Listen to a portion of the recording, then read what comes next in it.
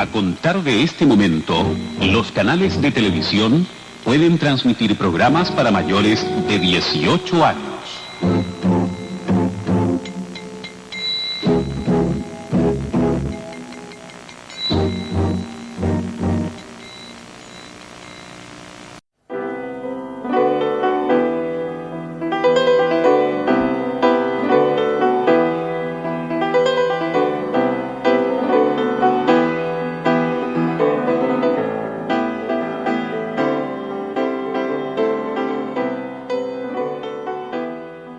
Ahora, volviendo a... Bueno, estábamos hablando, pasamos del espacio a hablar del tiempo. Y al tiempo y al Y, espacio después. y ahora nos debería corresponder conversar un poco de nuestra paradoja en la continuidad espacio-tiempo que estamos creando precisamente en este mismo momento. Creo que el público merece una explicación, ¿no? Ah, obvio, ¿por qué? Adelante, señor, por favor. Yo le doy el paso. Muy bien. Bueno, eh, creo que no quedó, evidentemente no quedó evidenciado en el primer capítulo, pero este fue grabado en marzo y lo publicamos recién en mayo. Pero nos quedó tan largo que tuvimos que recortar algunas partes y ahora lo estamos reciclando para este capítulo. Ojo que lo que estábamos hablando ahora está en mayo, pero van a haber momentos en que vamos a cruzar a marzo. De manera que como resultado tendrán una deformidad cuya introducción fue grabada en la veintena de mayo. Y luego vamos a tener un siguiente bloque que va a seguir en mayo y después el audio se ubica en marzo. Y después un tercer bloque donde ya es un mix entre mayo y marzo. Así que no se perturben si en algún momento pareciera ser que el turco del presente está hablando con el José Manuel del pasado, o viceversa, o si tenemos cortes raros. Sí. De hecho, en el capítulo beta, de pronto aparecen, ahora que lo escuché, aparecen como fantasmas algunos de esos recortes. Así como, por ejemplo, yo hablaba, aparece como que digo, quiero eso como regalo de cumpleaños. No se entiende de qué estoy hablando. O, o el José mismo hoy día va a aparecer en algún momento mencionando una película que no va a aparecer. Pero eso aparece en el episodio beta, así que bueno, es para darle más dinamismo. Relártense. Ah, Sí. nosotros puedo conversar con mira la maravilla de conversar con mi yo del pasado o con tu yo del pasado. Que ustedes lo escuchen. Qué Claro, de hecho, maravilla. esto puede aparecer, ni siquiera sé cuándo lo vamos a publicar, puede aparecer en julio del próximo año, no tengo idea. En 10 años, cuando queráis. Pero O incluso vamos a seguir quizás recortando cosas de este episodio y van a seguir apareciendo en otros lados. claro, güey, que algo de estos primeros minutos no aparezca y no sepan quién estuvo. Pero no se preocupen, estamos trabajando para ustedes. Sí. Deberíamos añadir como soniditos a esos cortes, así como sonidos de viaje en el tiempo. ¡Tu, tu, tu! Algo así. Wow.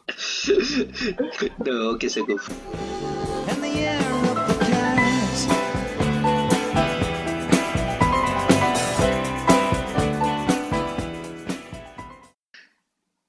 Sus caras sobre el horizonte. Allá entonces, desde el espectáculo infinito de las alturas, allá iban descendiendo los ríos, estrellándose contra las cumbres que comenzaban a asomarse en el horizonte, cubiertas de espuma como las rompientes, como marejadas entrando en la playa. Como entra la vida, como entran los ríos tirándose, pero miren qué tristes fueron las caras que nos dibujaron las líneas de los ríos sobre el cielo. Se comentan aún entumidos los hombres que nacían viendo los lagos de sus caras suspendidas sobre las montañas, inmensas, heladas, mirándolos. Suspendidos sobre los Andes, los ahogados recitan la 30 de los ríos. Fueron las cordilleras en el cielo, las piedras de los torrentes golpeándonos. Fueron los helados inviernos, la escarcha, los ríos que se lanzaban mordiéndose. Fue el desamor, Fue que nunca nos amamos, fue el caudal de todos estos años destruyéndonos en sus brazos. Los ahogados recuerdan suspendidos sobre las cumbres de los Andes. Y esos Oye, fueron... ¿Sí? Te escucho, estimado. ¿tú viste El Agente Topo? Pero por supuesto, hombre, vi a la gente todo, con su buena llorada. Por supuesto, como debe ser. Oye, Yo... espérate, un detalle anexo. Buenísima la canción al final. El cover al final de La Gente Topo es de José Luis Perales. Canción Te Quiero, búsquenla en su casa. Quizás suene en este instante de fondo un poquito. Lo voy a anotar ahora mismo. Dato señora de los años 80. Sí, que me voy a apropiar de un comentario que él hace a propósito de la poesía. ¿Mm? Que él decía que a él le gustaba todo lo que rime. Y si se trata de poemas que no riman, no le gustan. Y, o sea, siendo bien honesto, a mí me cuesta harto la lírica. Así como que no sé, como que no me nace, es como un gusto adquirido, así como no me engancha la primera. Es como lo que me pasa con la filosofía. O sea, me es más fácil que un profesor o un amigo me lo lea, que sea una voz conocida, y ahí recién como lo valoro y lo entiendo. O sea, Ya, sí, te entiendo, te entiendo. sí, por Es eso como, mismo... es como cuando uno se enfrenta no sé, pues, al arte abstracto, por ejemplo. Estáis como, ¿de dónde te agarráis, po? ¿Cachai? Es como lo mismo con la... O sea, hay poesía que es más autocomprensiva per se, pues sí te entiendo. Pero como para hablarte de mi experiencia y entendiéndote lo que tú estás diciendo, como que, no sé, pues, a los 15, 16, 17, no, y hasta hace no mucho, hasta hace unos 3, 4 años, no era como tampoco no era como, oh, necesito leer un libro de poesía, así como, era más la novela, en general, novela latinoamericana, la que uno pudo leer en el colegio. Pero hubo un momento en donde empecé a, como una necesidad creativa, se puede decir, como cuando uno tiene esas necesidades internas, así como de cómo ligo un montón de cuestiones que a uno le va pasando en la vida, desde el estallido social, desde lo personal, desde todo, como que necesitaba encontrar algo que pudiera ligarlo a todo eso, y eso lo encontré un poquito en la poesía. Pero tampoco es que llegué, por ejemplo, estas citas de poesía son de Raúl Zurita. Y yo creo que es muy necesario en el caso de la poesía conocer un poquito antes de meterse a la obra en sí, conocer la vida y la opinión poética del poeta, aunque suene un poco redundante. Porque este tipo literalmente él entra a hacer poesía básicamente en base a su experiencia de la dictadura, ¿cachai? Exactamente. Y si no lo entendí así, si no comprendí como que él quiere toda su poesía entre el año 70, el año 80, 90, depende de cómo generar esa chilenidad perdida, se puede decir, esa como el dolor que generó en él la dictadura, vaya a estar perdido. Voy a pensar que es un poema del siglo XIX, por ejemplo, por la épica de la montaña, todo eso. Voy a ponerlo en el siglo XIX y decir, es un poeta del siglo XIX. No. Ahí es cuando la cita a las montañas, la cita al dolor, a esa figura como de sus caras en el horizonte que volvió a replicar para el caso Catrillanca, ¿cachai? Va en torno a cómo cómo refundar esa idea de Chile a partir de ese dolor. ¿Viste? Mira, es que justamente, o sea, leyendo un poco sobre la reseña de Zurita y poniendo atención a lo que leías, yo como, claro, así como que ya estaba la parte como geográfica que él estaba hablando, y de pronto cuando escucho la parte de las caras, como que dije, acá hay algo importante y no lo caché. O sea, como, de seguro tiene que ver algo con la dictadura, con algo comunista, ¿no? Comunista. Como dice el chiste comunista, el chiste de la imitación de Por algo Jave. famoso el poeta. No, pero Y el segundo poema también, ahí digo, es como, hay como una tensión, como que yo estaba escuchando y como acá hay una parte que sé que hay algo más de fondo y como que vuelvo a lo que decía, como que necesito que me lean como el poema, así como que me lo expliquen, así como... No, pero insisto, yo te digo que no es recomendable enfrentarse al poemario sin nada antes, ¿cachai? A veces uno puede enfrentarse, por ejemplo, en el caso de la música, uno se puede enfrentar, tiende a hacerlo al revés, ¿eh? Tú tiendes a enfrentarte como a la canción primero y después te interesas por conocer la vida del autor, de la obra, todo eso. En el caso de la poesía, a no ser que me ha costado, por lo menos en mi experiencia vital, yo me imagino que hay otras personas que no así, pero en mi experiencia me es más fácil enfrentarme primero a una entrevista del autor, cómo piensa, cómo... A todo esto puedo recomendar un montón de entrevistas, sobre todo en los años 90 de Zurita, que le hizo Barken a este poeta, porque ahí se entiende mejor la obra, porque él trata como de fijar una nueva épica a un Chile que parte del dolor de la dictadura. En su visión poética, pues Chile partiría después de ese dolor, de esa... Entonces... como ese dolor ocultado durante la dictadura, porque él es, para que lo sepan nuestros radioescuchas, él prontamente es tomado preso, apresado, torturado, los primeros días el primer día del golpe. De hecho se dirigía a tomar desayuno a la universidad y lo tomaron preso.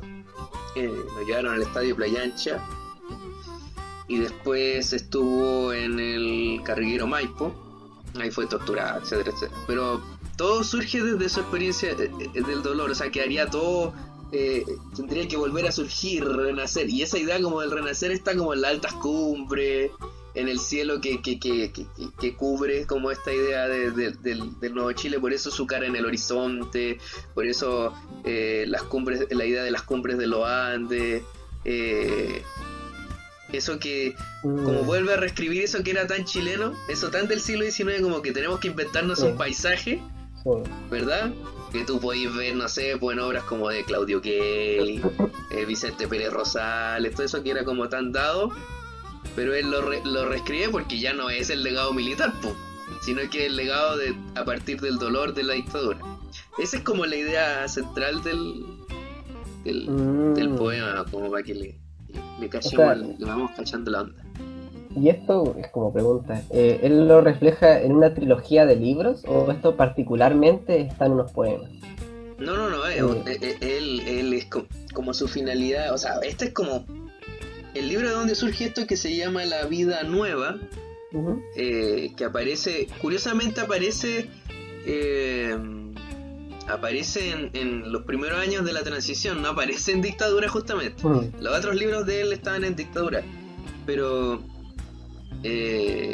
no forma parte de sus libros, como el primero, que es el 79, El Purgatorio. Y después los que vienen, todos van ligados como a esa experiencia del dolor y a sus acciones artísticas. De hecho, él, muchos de estos poemas que hizo en otros, y este en específico, él lo llevó a hacer performance. A escribir, por ejemplo, esta famosa su performance de escribir su cara en el horizonte, en el cielo creo que de Santiago, no me acuerdo bien la performance, con aviones, sí, eso, en el norte, perdón, con aviones iba escribiendo esas palabras, o no, esos aviones que tiran humo. No, lo del norte ocurre, o sea, lo de los aviones ocurre en Nueva York. Pucha, estábamos Y lo más de perdidos.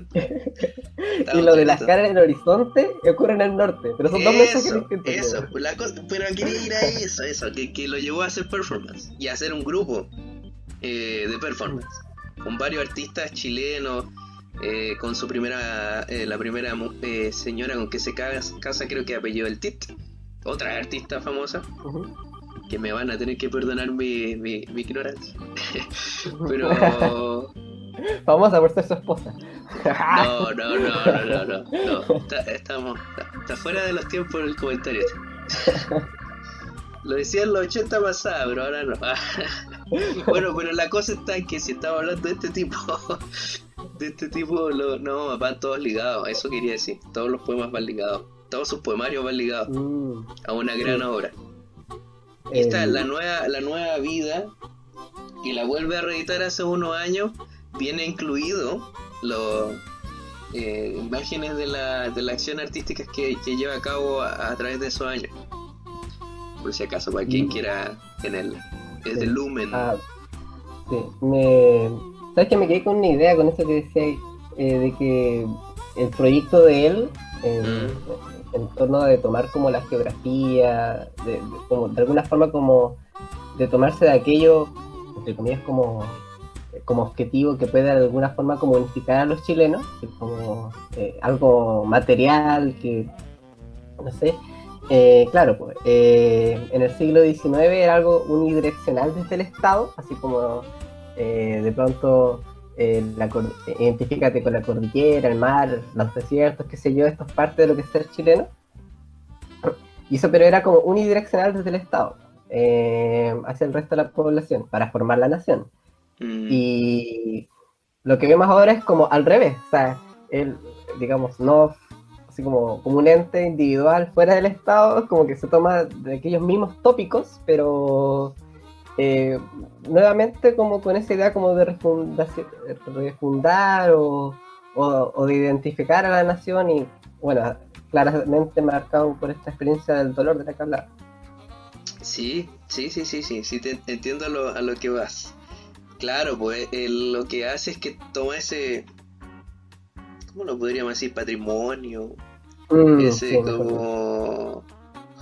Porque sí, en ese momento ya era como esto que es tan de moda entre nosotros el historiador, la invención de la tradición. Esa ¿cómo se llama? Referencia a Hobsbawm, o algunos dirían Hobsbawm. Hobsbawmiana.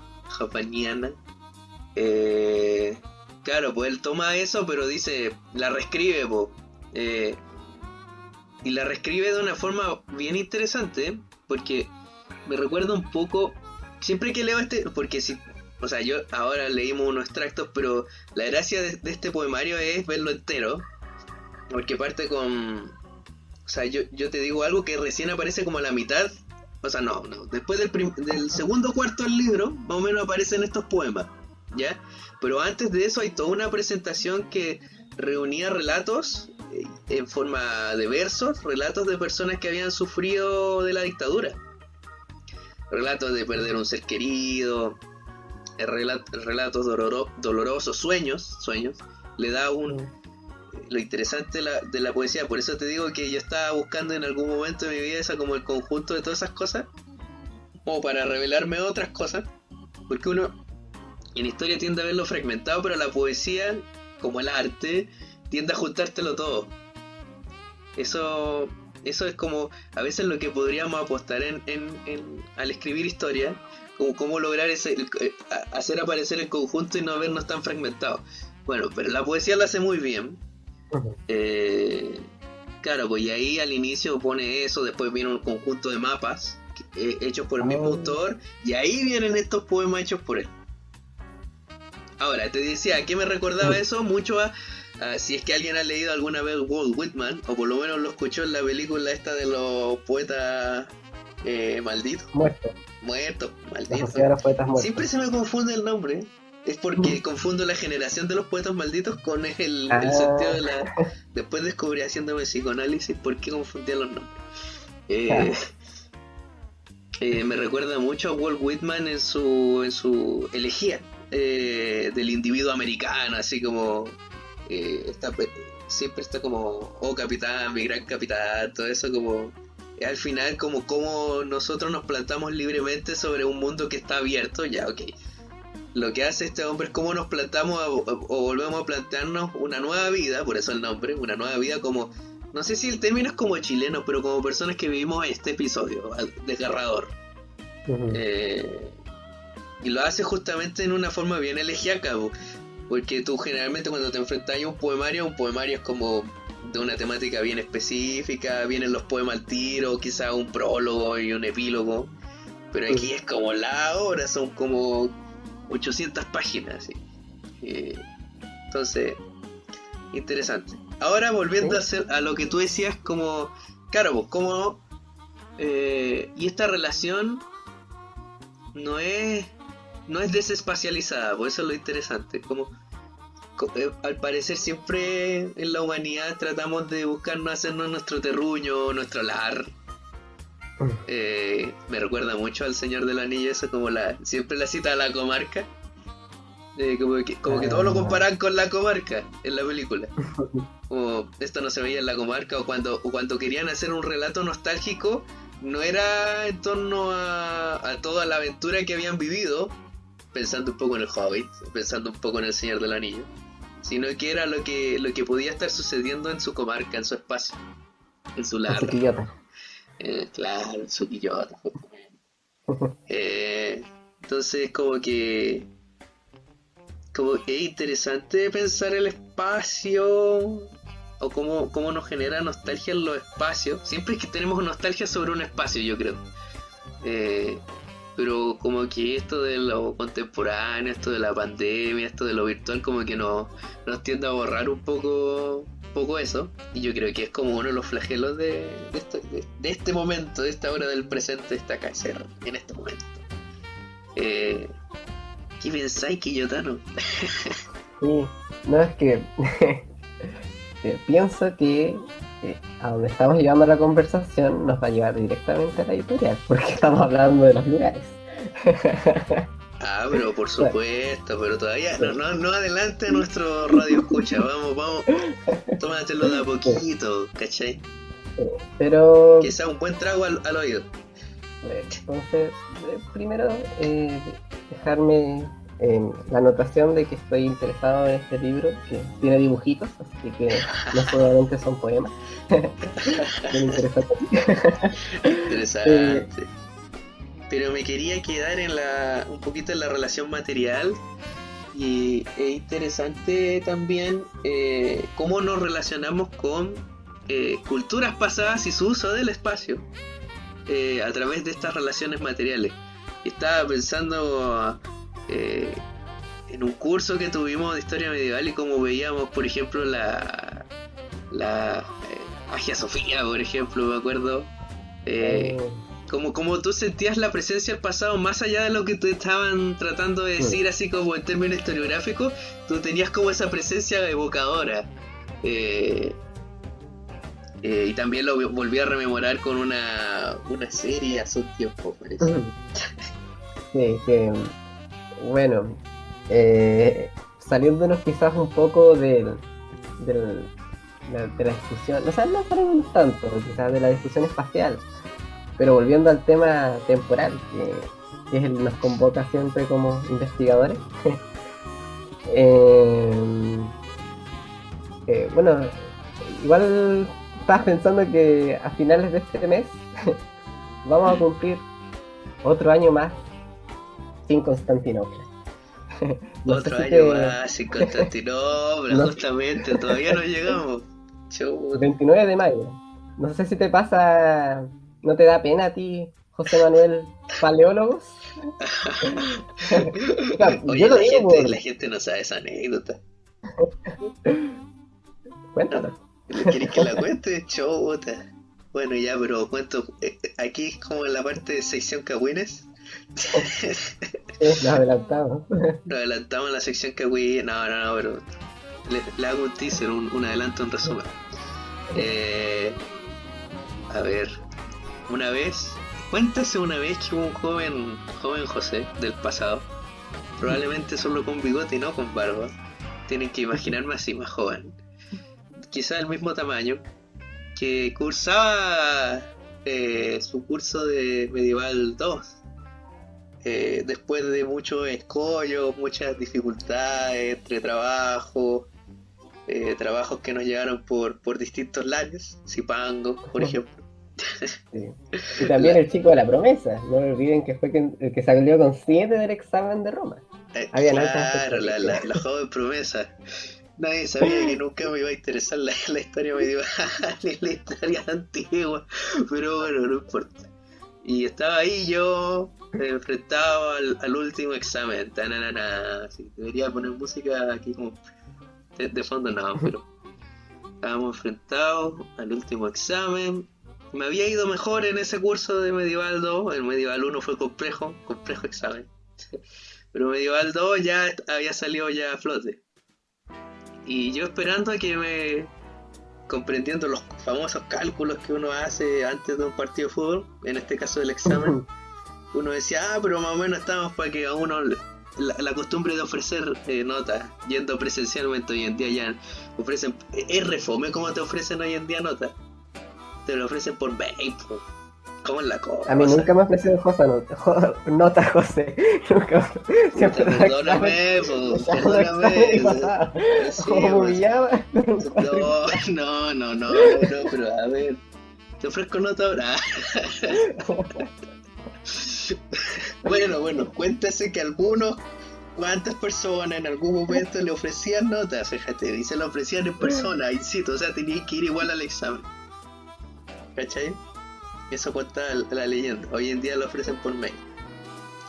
Y ya pues llamaron a todas las personas.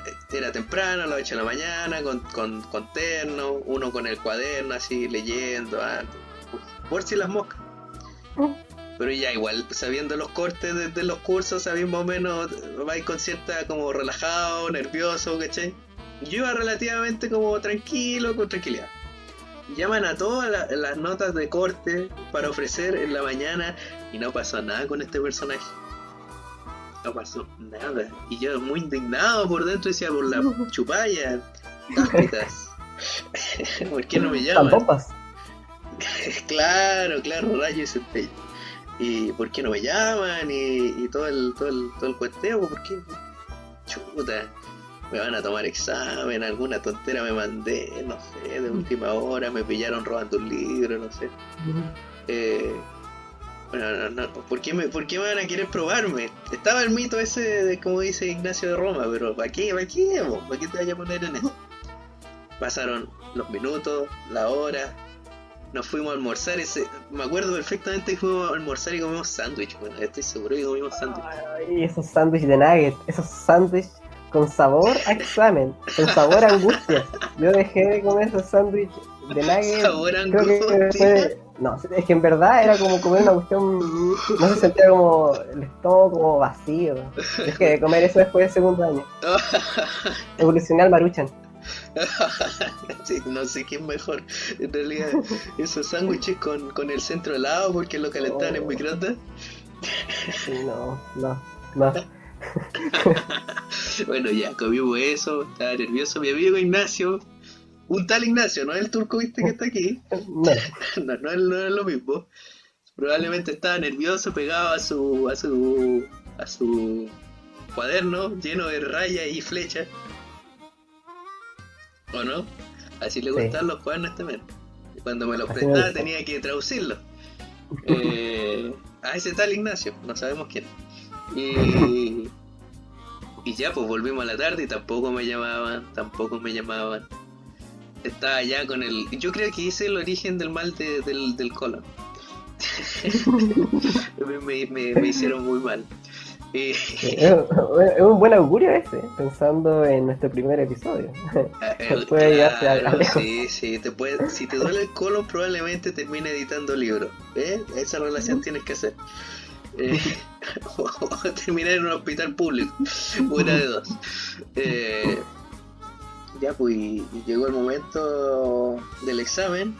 Cuento corto, como dicen, me hacen pasar adentro. Y yo ya venía con la idea de que me lo iban a tomar, pues ya había pasado todo un día. ¿Qué esperanza me iba a quedar que me ofrecieran?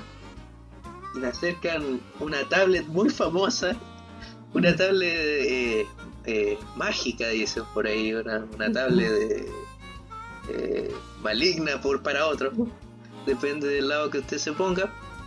Y claro, me muestran la imagen de una moneda la cual tenía el logo, o la cara en el logo la tenía borrada. Y me preguntan quién rayos es. Y no era, uno no es mago en segundo, no, ni ahora, en ningún momento que iba a saber quién era, po. Nos pasaron en una clase moneda buena y iba a saber quién era el men. O sea, lo pasé, cuando lo repasé la materia, puta, me acordaba que la moneda bizantina fue estable como 500 años, eso me acordaba. Pero no me acordaba de quién era el específico cuando se va a Caput, la moneda bizantina, no me acordaba quién era el emperador pues, en ese momento. Entonces inventé una entelequia así como... Probablemente era de la época iconoclasta, ¿por qué? Porque le borraron la cara. Chata, y estaba frente a quién iba a ser el profesor de cátedra de historia del arte, me decía, o sea, que me desnudaron y me bajaron los pantalones frente a él. No, mal, salí mal. Después me volvieron a llamar y me ofrecieron, y eso es lo paradójico, en ese momento me ofrecieron nota, bro. Después de humillarte. Estaban esperando un experto en numismática. Claro, me pusieron... ¿Qué voy a hacer? O sea, te tiene que gustar mucho para saber de moneda.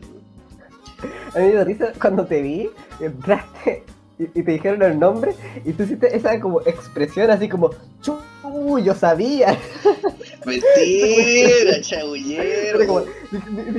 Era como una expresión así como muy, así como, ese era obvio. Oh, Dios. Oye, mira, si antes muerta que sencilla, pues viejo. ¿O no? Hay que jugar a también ese examen fue más traumático. Había tenido un medieval 1 victorioso. Porque sí. me habían preguntado, dame 4 razones de por qué Bizancio prevaleció. No. Era como aportaciones sobre Constantino. Que fue justo la misma pregunta que me hicieron en Roma 2, en donde me dijeron, reprobaste el examen pero pasaste el curso. Entonces, esa vez como en Medieval 1 me lo preguntaron, fue como, ya tenía todo ese trasfondo, entonces como que respondí por Roma y terminé hablando de China. Entonces fue una vuelta estepárica que le gustó a los profes. De hecho, desde los pocos exámenes donde subí de no. Pero ¿llegaste a echar la tiendita así de los sí, esteparios? Sí, pero Medieval 2 no. En Medieval 2 me mostraron con ese terrorífico tablet que reemplaza la caja de Pandora de Grecia, me mostraron un gráfico. Tenía un gráfico con unas rayas para arriba, otras para abajo, nunca sabía leer esas cosas. Y la cosa es que me dicen así como, ya, esto es Grecia, o esto es... no, me dice como, explica la brecha helenística. Sí, tiene que ver con un tema del lenguaje, entre la cultura, no sé, empecé a chamullar, no. Sí. Después respondió otra cosa y me dijo, te voy a dar una pista. Y me muestra como también otro gráfico. Y dijo, ya empieza a hablar y me dice, usted me está mintiendo. Deje de mentir, su respuesta está equivocada. Y yo, sí, está mintiendo, sí.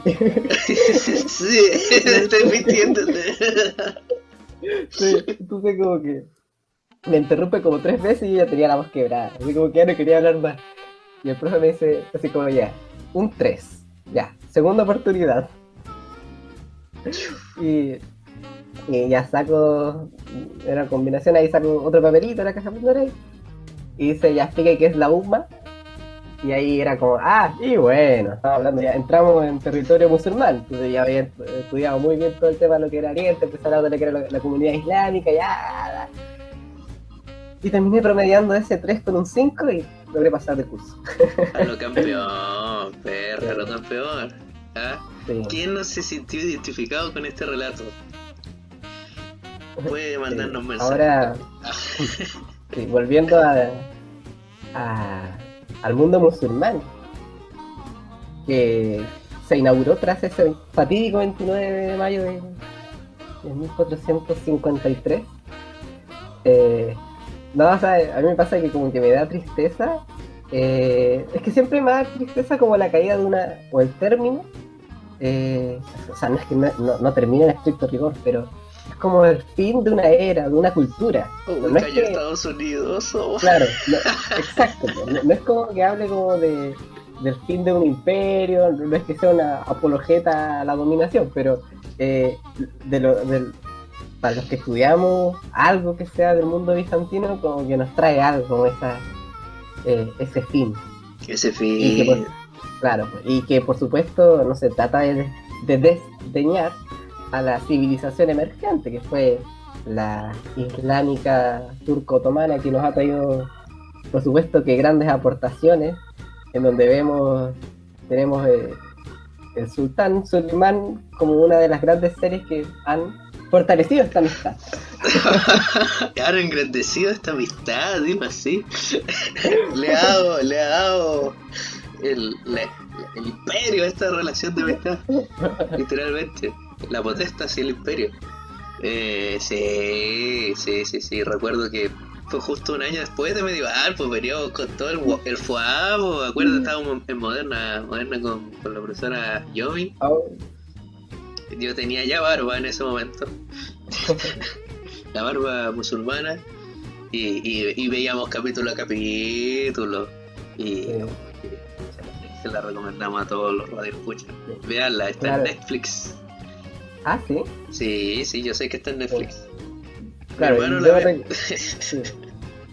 Claro que yo fui un converso, que yo llegué como a la mitad de la serie. No, después me enteré que me metí, pero heavy, ¡ay, qué terrible! Oh, le contaba la serie, bueno, y me decía sí, y comentaba con detalle, y volado. Es que tú sufrís tanto a la muerte de Ibrahim. Esa era la y- mejor parte, güey. tú la sufrías tanto y a mí me da pena decir que yo nunca vi eso y no tenía idea de que me iba a ir, pues así que tuve que engañarte, ¿no? Chanta, lloraba, encima conmigo y decía no lo puedo creer. Y en ese momento aquí debía haber estado viendo quizás YouTube, me chanta, que estaba en esos momentos que me decía, me apañaba. Y después te Desde metiste 13 hasta la 1 de la mañana. hasta la 1. No, primero partió como a las 10. Tenía un horario decente primero. Era como de 10 a 12 así. Y te dormías en la cama y te despertabas ya el otro día piola para la U, ¿cachai? Y después empezaron a correr a las 11. Y después terminó estando a las 12, ¿verdad? Era horrendo. No soportaba madrugar más. La terminé viendo diferido. Pero odiaba eso, me gustaba ver el estreno así cada día, pero no. Sí, pero qué manera. Te puedo decir que al menos te acompañé los últimos 500 episodios. Tocaso, po. Te He engañado perdiste la a tanta mejor parte. gente para ser mi amigo. Y era por mantener la amistad, que chanta, bastante, hombre. No costaba nada decir no me gusta. No hubiera dicho nada. A todo esto se supone que en el 13 la están dando de nuevo. Sí, pero por las tardes. Para quien no, quien quiere verla ahora recién, quien esté cursando Me voy a historia reivindicar moderna, por recomendable. Ibrahim me voy a reivindicar. De seguro tienes que reivindicar por Ibrahim. Bueno, la cosa está en que quería decir que esa también es una forma de relacionarse con el pasado. Como la reflexión intelectual final. Esa es una forma de reflejarse con el pasado. Sí, pues, además la forma en cómo mostraban los el uso ritual de los espacios, maravilloso en esa. Era maravilloso en esa sociedad. Bueno, todavía evidentemente era maravilloso. Sí. El tema es que ahora que la he visto, o sea, de seguro no sé si habré pensado lo mismo en el momento en que la vi.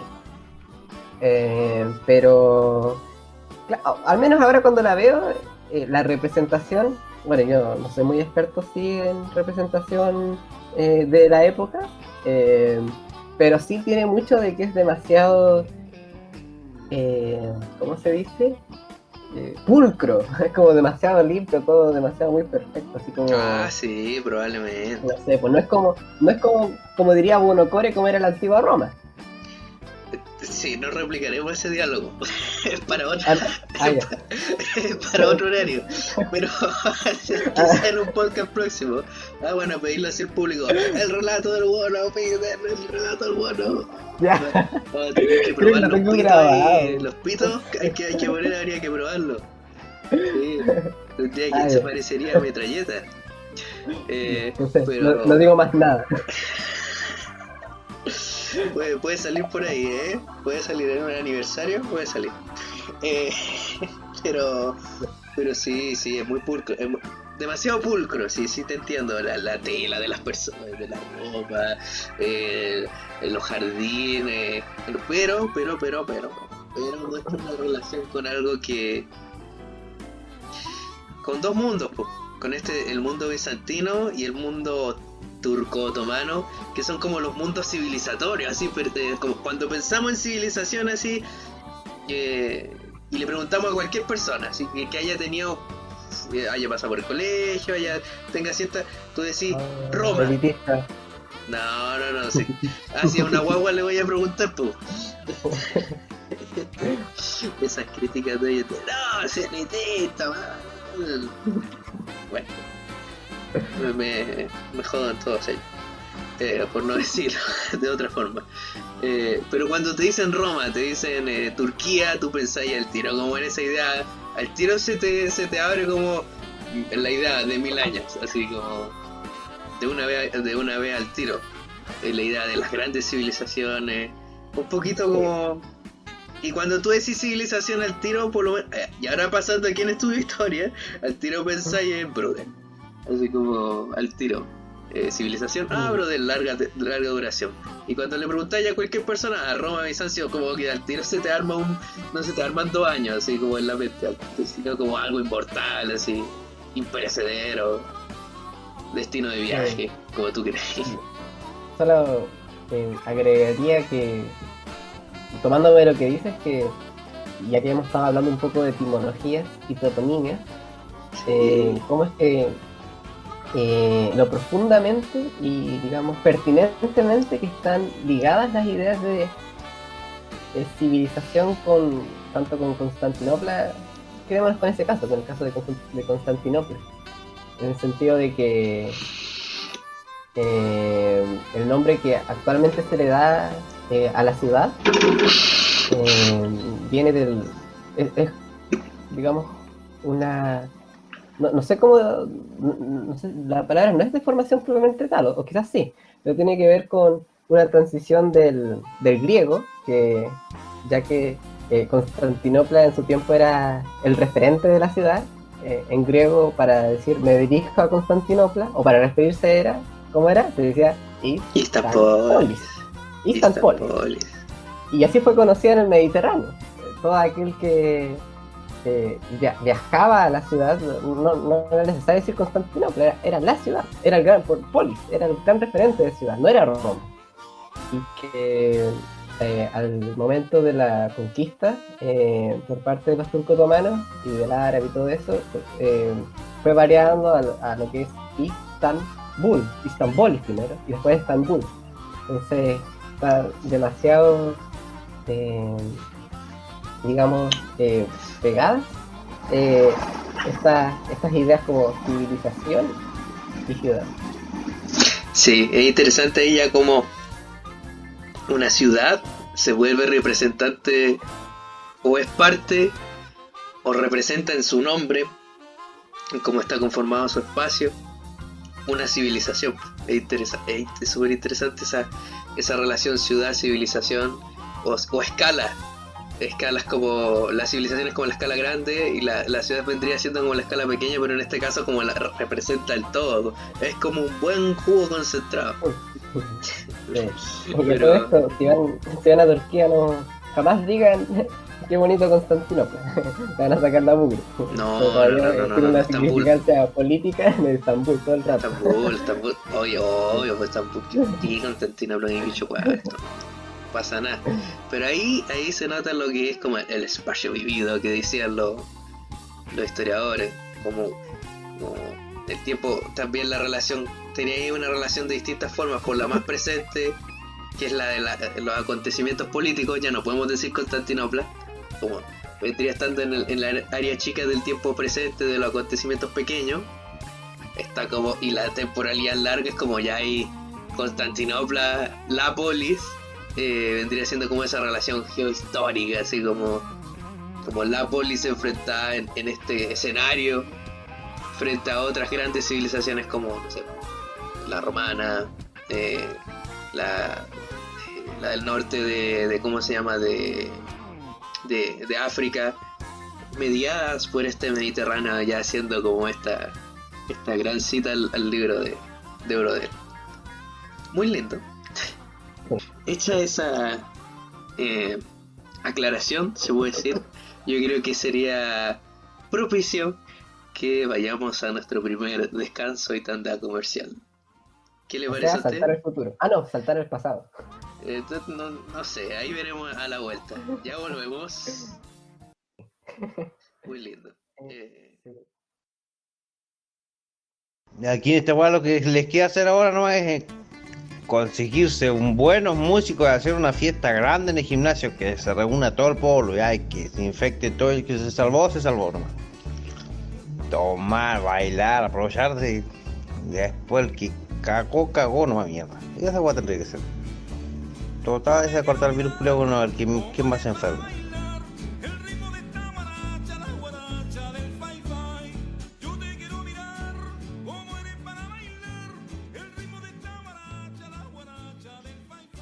Volvemos al presente, pasado, futuro.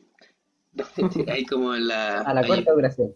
A la corta duración, pues. Hay una serie, o sea, una saga de superhéroes de los X-Men que se llama Días del Futuro Pasado. Que hacen esos como...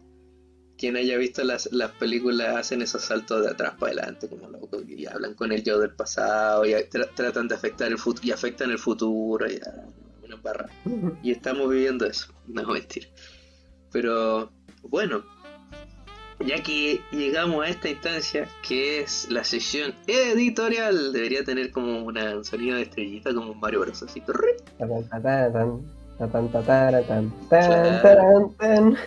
Justamente, en la sección editorial, queremos profundizar entonces en nuestra visión, como se podría decir, de ciertos fenómenos contemporáneos de la vida. Y en este capítulo dedicado a la relación del espacio, el tiempo, con cierta como generosidad con la idea espacial, no, pero esta relación del espacio y el tiempo, quisiéramos como, ya hicimos un adelanto en la introducción, pero es como esta relación contemporánea con el espacio. Cómo aquí podemos partir desde lo anecdotario, que es la pandemia. Por ejemplo, esto del encierro, cómo nos evita vivir de cierta forma el espacio a nuestras anchas. Se puede decir, ir a la placita a pasear el perro, quizás solo en un horario, o quizás no poder hacerlo, ir a juntarse con la pareja.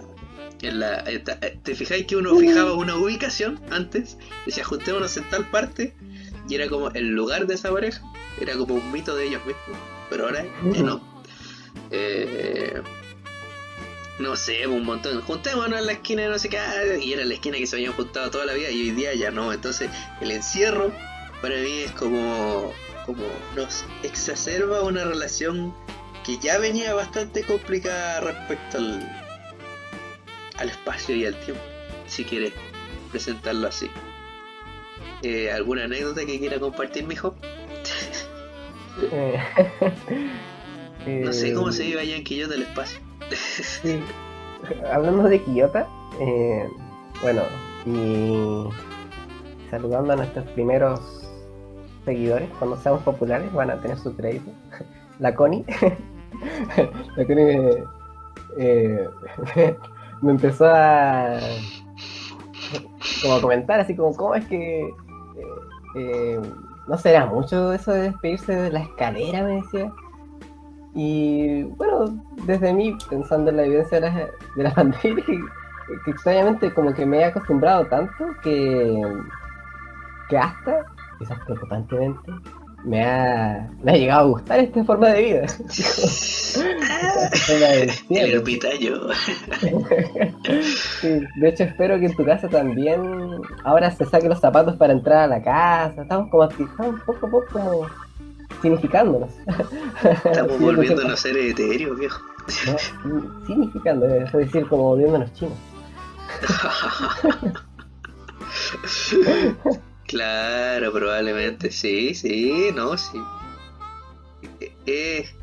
No sé en cuánto, porque hay gente que abraza esto como diciendo, me siento como ciertos problemas de la historia, es como cuando pasaron del sistema de máquinas de lana a la industria en Inglaterra, así como que era, como que esta modernidad nueva o contemporaneidad, posmodernidad, como le quieran poner, como sucedió tan de golpe, como que tú vives literalmente o sea, una relación híbrida. Obviamente no todo cambió tampoco, pero ciertas cosas que eran como importantes o que hacían parte de nuestra subjetividad cambiaron. Entonces uno vive como inmerso en esa nostalgia entre ser un ser como que llama un poco al pasado. Al tiro está ya obligado a generar como esa relación con el pasado, lo que era el día de ayer. O sea, ya las cosas no son como son, y hay un montón de palabras así que refieren a un pasado que está. Eso es lo traumático de la relación, entre comillas traumático. Como vivir constantemente si eso va a transformarse finalmente en un pasado real o es solamente una situación de suspenso. Para el caso de los ingleses que hacían tela de lana o de algodón, no me acuerdo, algodón, porque si ese era lo importante, el algodón, Sí. se transformó en un pasado, no hubo vuelta atrás. No sé si en este caso, no quiero que suene trágico, pero no sé si la vacuna va a lograr romper con ese sustento y eso va a volver a transformarse como parte de nuestro presente, o se va a transformar finalmente en algo que antiguamente, antes de se podían entrar con los zapatos hasta la cocina. Va a ser tan lleno de cuestiones así, pues te podías saludar con la mano así bien apretado. A ti no te gusta tan fuerte eso, yo pero saludar con la mano, se podía abrazar. No tener tanta. El problema es la economía de los gestos hoy en día. Es muy grande. No sé, mira, no te va a dar un argumento a favor de las mascarillas. Ahora te puedes ir roncando en una micro y te vea la boca abierta. O sea, te puedes dormir con seguridad, mejor dicho, más que roncando. Era una preocupación, así como, oh, me habrán visto, qué sé yo, babear, pero ahora puedes transportarte y dormir sin esa preocupación. Vive con el ridículo, man. Hay que vivir con el ridículo. No, es un salto cualitativo. Mira, si hubiera tenido mascarilla, nunca me hubiera dado cuenta que estabas durmiendo en el examen de social, o sea, en la prueba de sociología. Si hubiera tenido mascarilla, hubiera sido peor para ti. Hablaremos de esto en otra. que me acuerdo nomás y me dan ganas de decirte que hay otra serie que también te engaña. No, no hemos visto mucho más, así que jodiste. Sí, bueno, ¿y quién había pensado sobre eso? Y aquí quería llevar a colación. Por eso te decía que es algo que se estaba ya viendo en nuestro presente de distintas maneras de no. Solo que ahora está como golpeadísimo. Fue el señor Marc Uguier. Se los presentamos, antropólogo. Omar Uguier. Perdón, Sacre Blue, perdón. Sí, justamente el antropólogo Francis Marc Uguier, que a fines de los años 80, si mal no recuerdo, creo que fue el año 87-88, no me acuerdo exactamente la edición, escribió un libro interesante que se llamó Los no lugares. Y estos no lugares justamente eran aquellos espacios. Aquí puede tomar nota, tome su cuaderno y escriba. No, mentira, no es como el dictado en el colegio, así. No, pero para ponerlo así como en perspectiva, los no lugares como eso. Yo creo que todos hemos tenido una relación con un no lugar. o una relación que hemos llevado a cabo que termina siendo un no lugar, que son aquellos lugares o espacios que no se transforman finalmente en identitarios, que no son responsables de una relación histórica, ni siquiera relacional en términos sociales ni culturales. Son simplemente lugares que no se conforman así, no lugares. Mejor, o sea, a mí lo que me gustó, porque esto nosotros lo vimos cuando estábamos en primer año. En primer Son las año. personas que quedan grabadísimas. En geografía nos ayudaban como a diferenciar distintos conceptos, así como el espacio, el territorio, el lugar, el ecosistema y así. Entonces, digamos que el espacio es como el término neutro, Neutro, sí.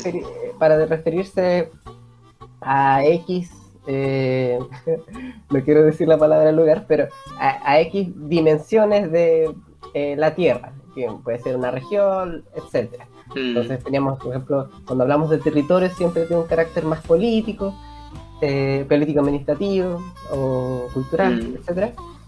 Pero el tema con el lugar, o sea, como he dicho al revés de lo que explicaba el José, es que el lugar es siempre un lugar, un espacio marcado por lo afectivo. O sea, la experiencia personal, afectiva, emocional, crea el lugar. O sea, un lugar es el que nosotros podemos recordar, y etcétera. De Entonces, hecho, cuando habitamos la ciudad, nosotros tenemos nuestros lugares.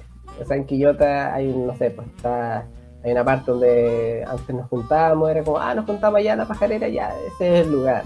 O el Condel, cuando íbamos a la calle Condel, ya, ese, pero era un lugar específico de Condel, o el Líder, etcétera. El Líder para ir a mi casa, un clásico.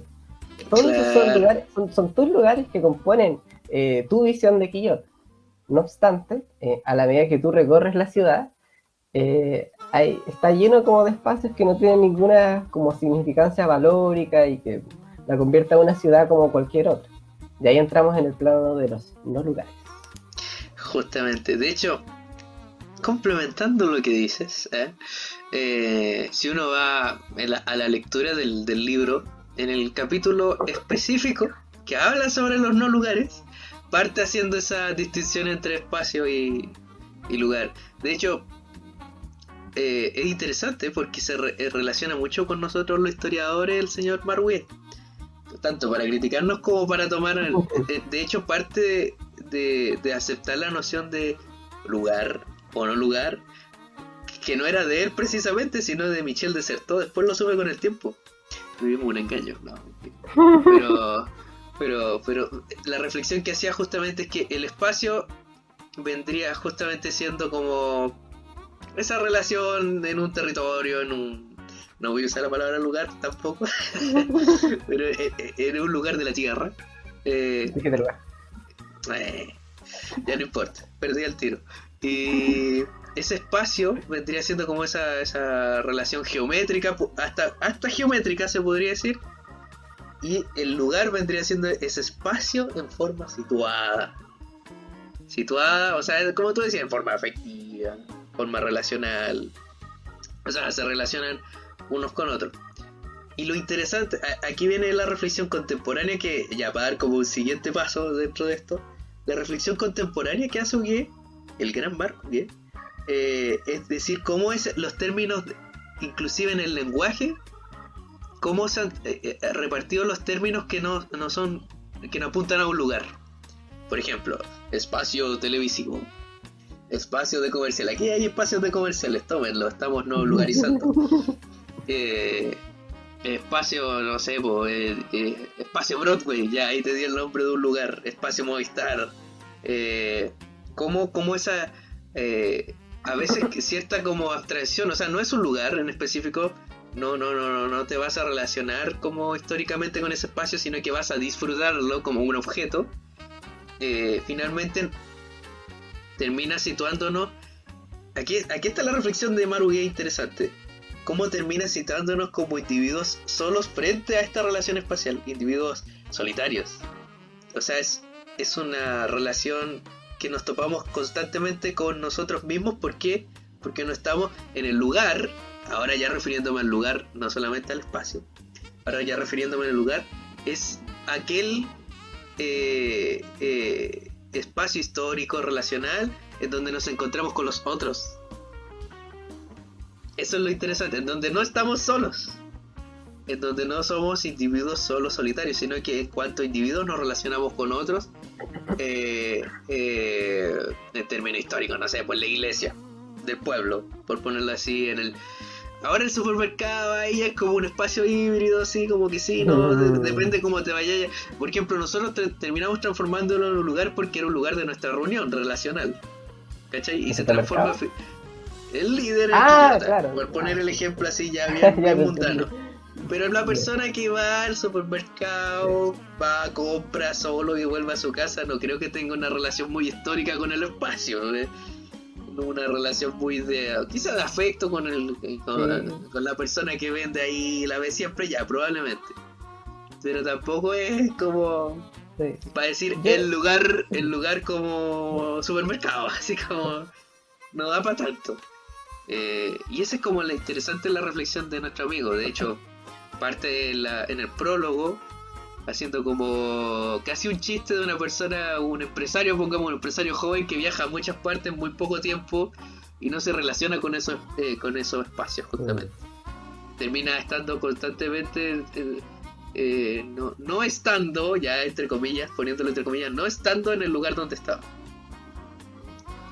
Y después, bueno, los viajeros en general, hoy en día como nos venden los viajes de turismo, es como vaya a 8 países en 2 días, así como tampoco termina estando. O tampoco te terminan vendiendo los espacios como lugares, sino que terminan siendo no lugares. Eso es lo interesante. Y eso, la pandemia no está como, no sé si quizás refrendando eso, un poco. Quizá tienes algo que decir al respecto. Sí, sí, creo, o sea, es que tiene que ver con algo que ya creo que en todos estos momentos de alguna forma ya ibas adelantando, que es que de manera como más material, las cuarentenas totales, o sea, es el término que ocupamos acá, son instancias creadoras de no lugares. O sea, ¿cómo lo interpreto yo? O sea, en la medida de que entramos en esta lógica como se cierra tal espacio, se cierra tal región, se cierra tal comuna, se cierra tal país, uno en su mente ante ante esa como poder como normativo de que simplemente no se puede, acaba como desligándose descartando lugares como opciones que quizás en su día a día podía ser parte precisamente de su cotidianidad. De hecho, justamente ayer hablaba con José Miguel, primera mención a José Miguel. Esperemos que la última. No, mentira. No. Y bueno, me dijo como algo que ahora me hace mucho sentido con lo que estamos hablando. Y era que él decía que actualmente a él no se le ha dado, al igual que a mí, eso de como de echar de menos. No se le da eso de echar de menos a la familia, ni a los amigos que están en Chile, que están en Nueva Zelanda.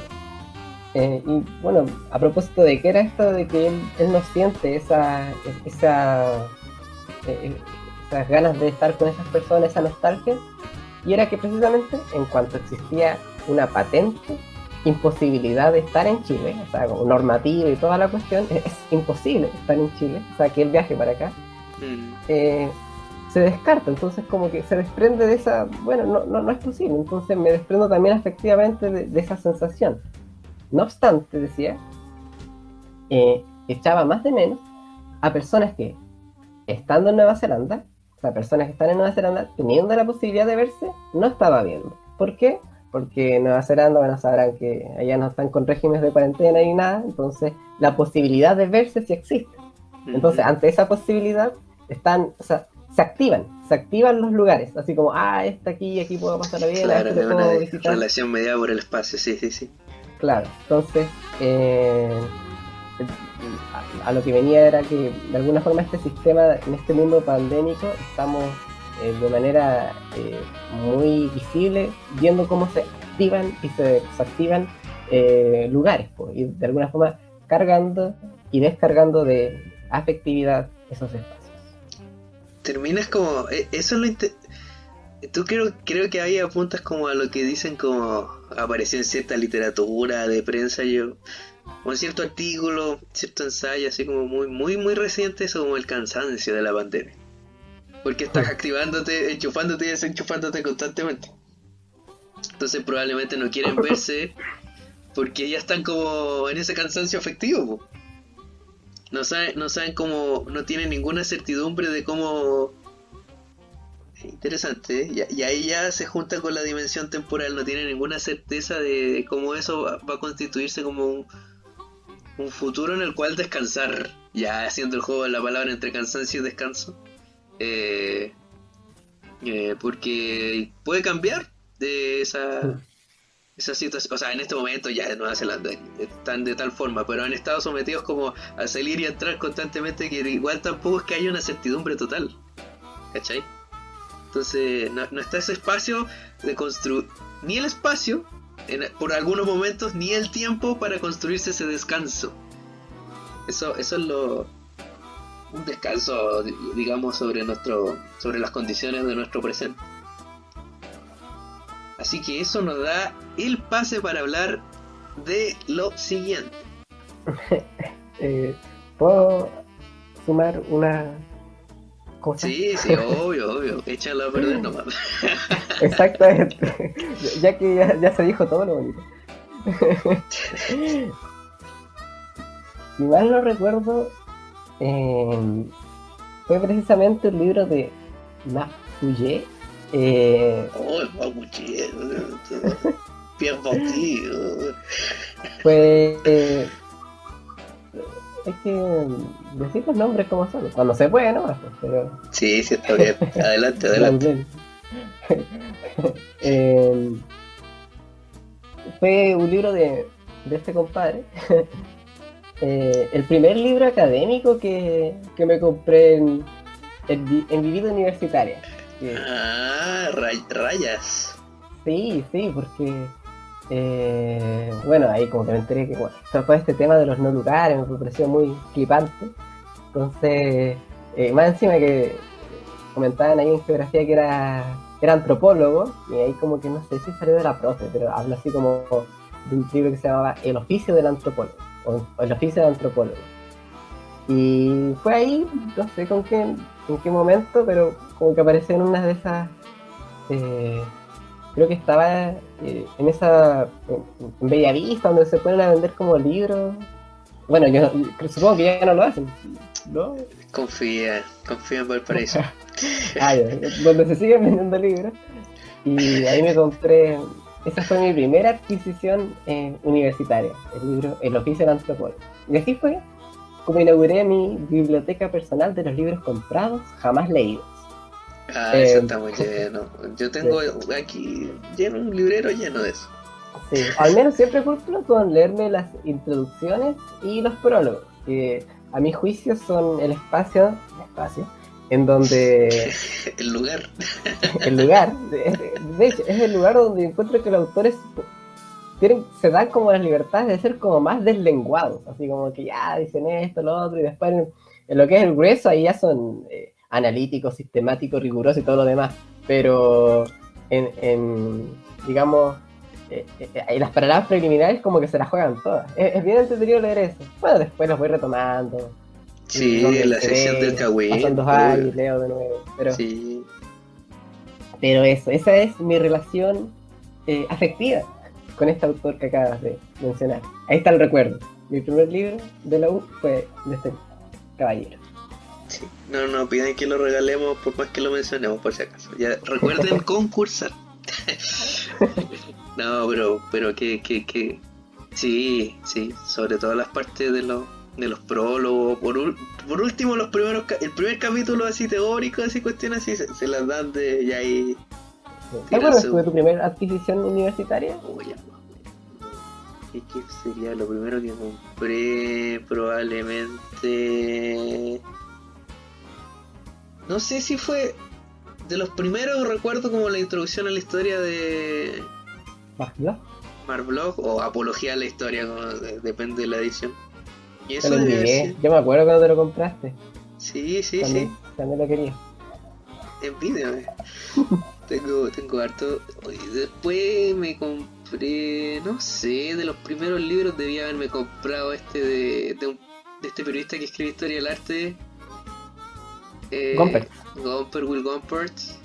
¿Qué es ¿qué estás mirando? Está bueno el título es ¿qué estás mirando? ¿Qué miráis? ¿Qué miráis?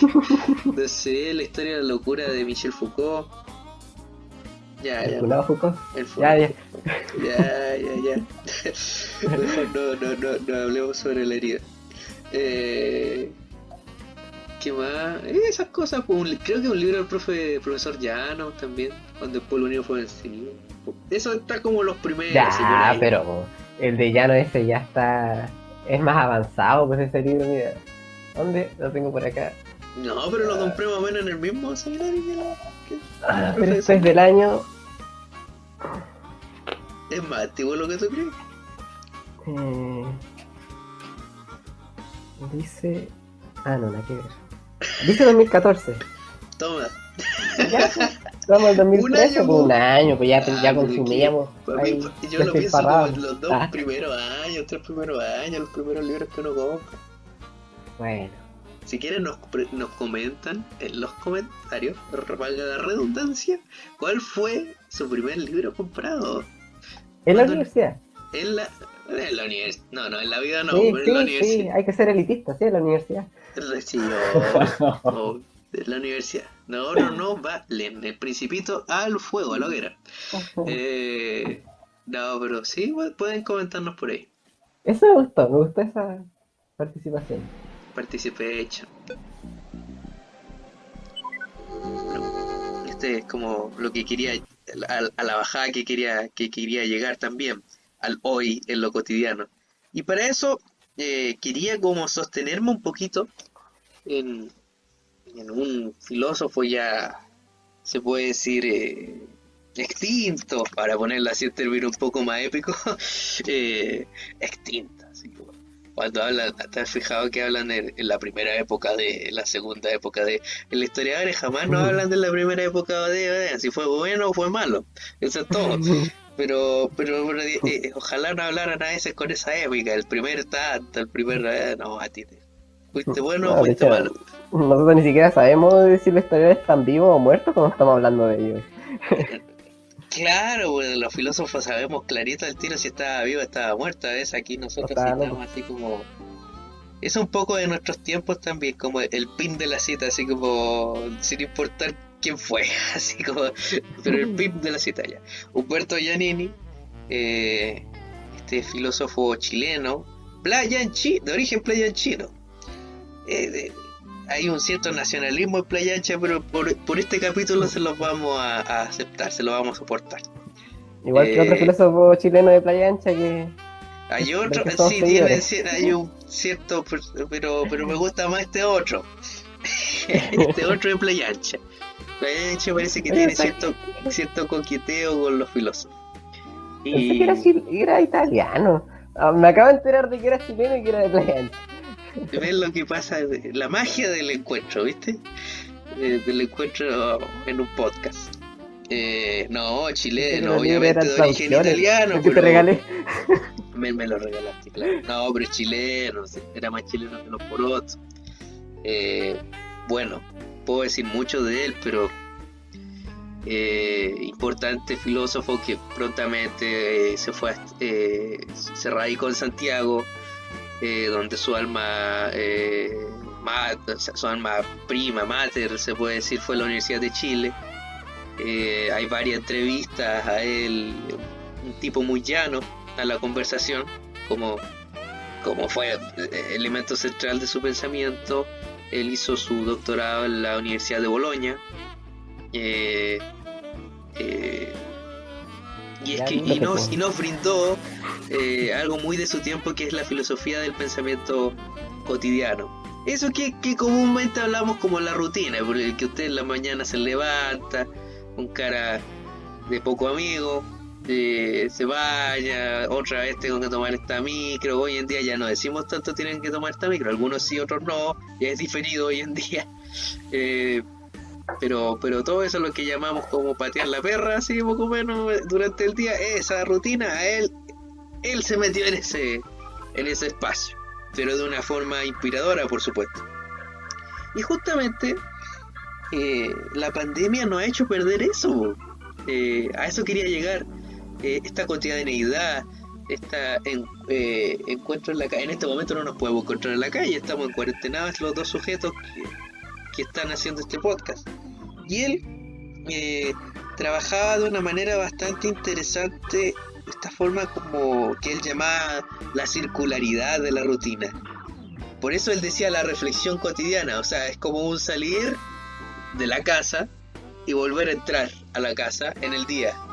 Él hablaba por eso en ese sentido de esa circularidad, que es esa era como su idea de la reflexión cotidiana. Y para eso le daba un sentido en el tiempo y en el espacio. Yo quiero poner un acento aquí sobre la idea de espacio, porque hoy en día mucho hablamos de cómo sentimos la vivencia del tiempo, que es rápida, muy presentista, lleno de información. Vemos como que las cosas ocurren con una velocidad que a veces nos agobia, que es el tiempo, pero también quisiera poner lo que eso sucede en un espacio que acrecienta nuestros problemas que ha reflejado la pandemia.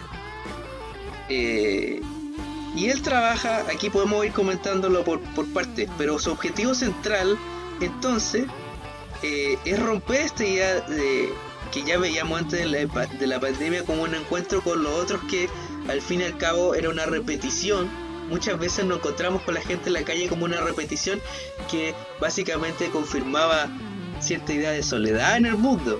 Es como, no le veíamos como el esplendor, eso que dicen de mirar los pajaritos, así como oler el aire puro del día. No, en realidad estábamos, yo creo que muy metidos todos en una rutina que solamente nos confirmaba un poco ese ensimismamiento.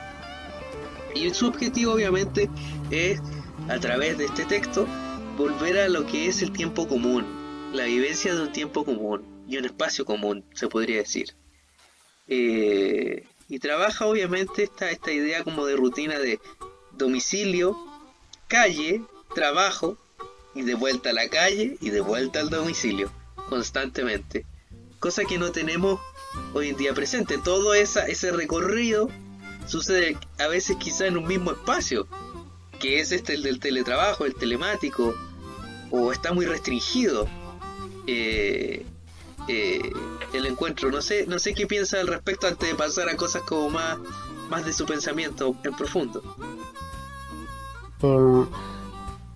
Estaba recordando justamente la primera vez que, como mencionaste, algunas ideas desprendidas de este texto cuando estábamos conversando por Facebook, sobre, no sé, pues hablaba yo sobre las ventajas que daba la virtualidad, pues, o sea, la posibilidad de enviar currículum a cualquier parte del país y de poder tener entrevistas laborales, a lo mismo si era en Valdivia, la ciudad que yo quisiera.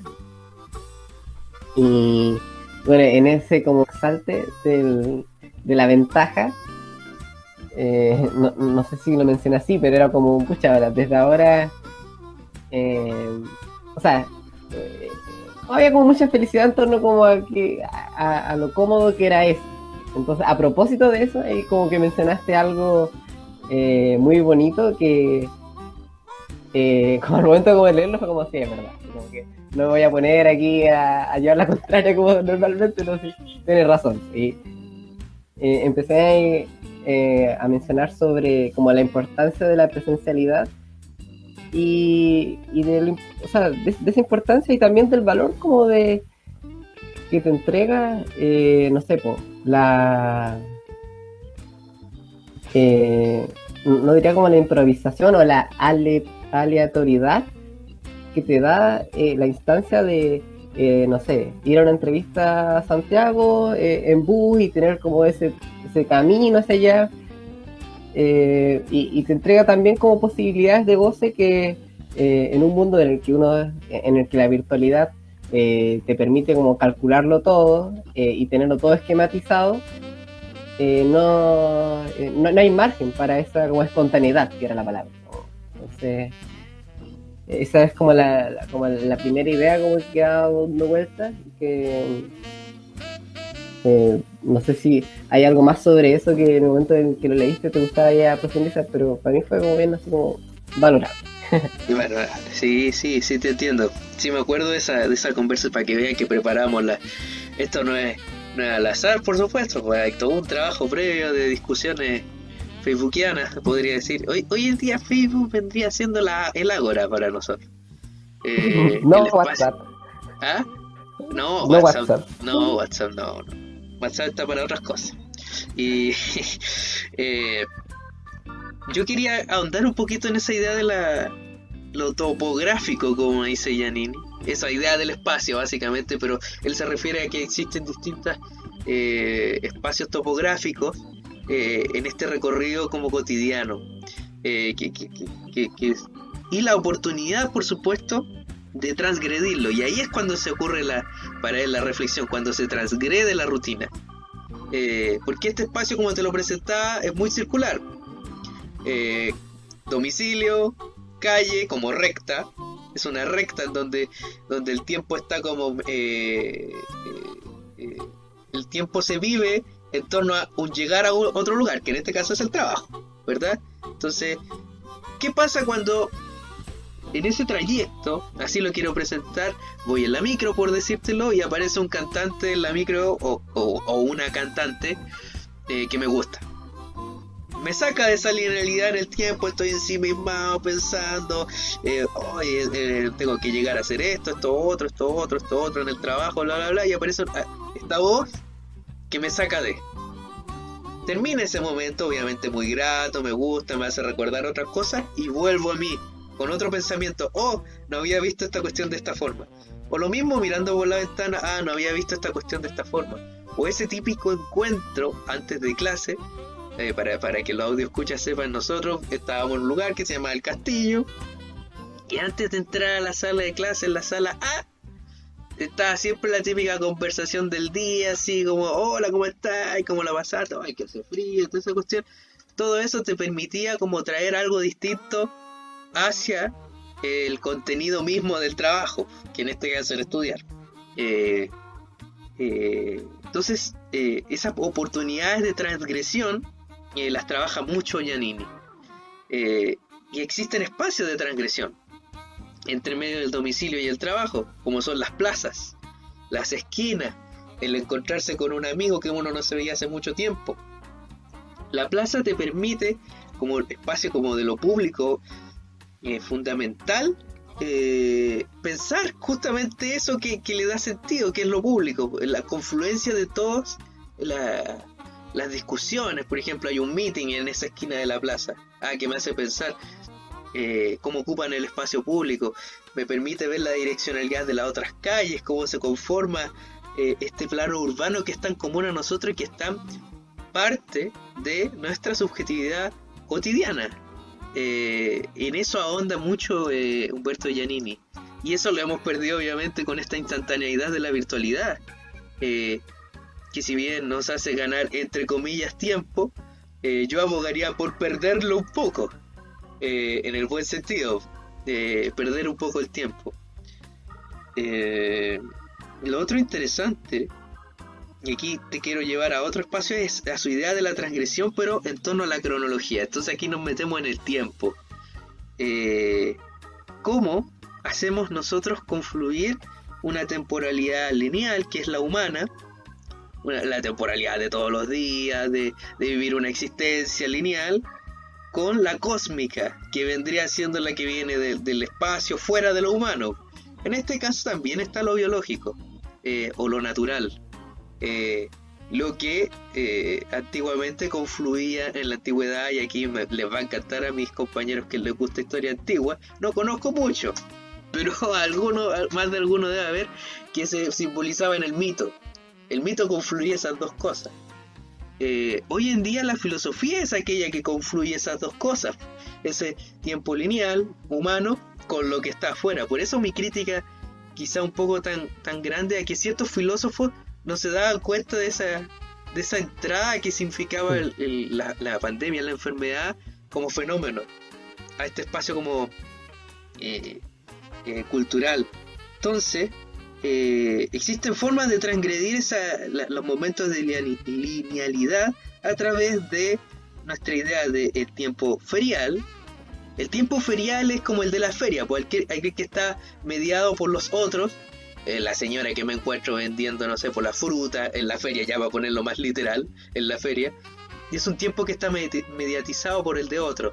Me encuentro con un amigo en la calle, me encuentro con una marcha en la calle, me encuentro con un accidente en la calle, cualquier cosa, me encuentro con algo que me gusta, es un tiempo mediatizado, es el tiempo del encuentro con los otros, el tiempo ferial, y el tiempo festivo, que es el encuentro el tiempo de mí mismo, que no está mediatizado, y que es aquel coincidentemente que sucede o ha sucedido occidentalmente los domingos en mi domicilio.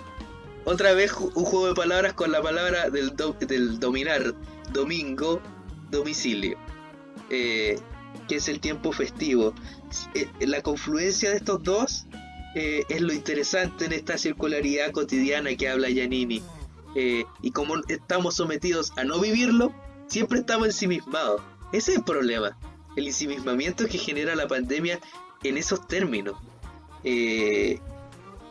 No sé qué dices antes de pasar como al último punto que él presenta.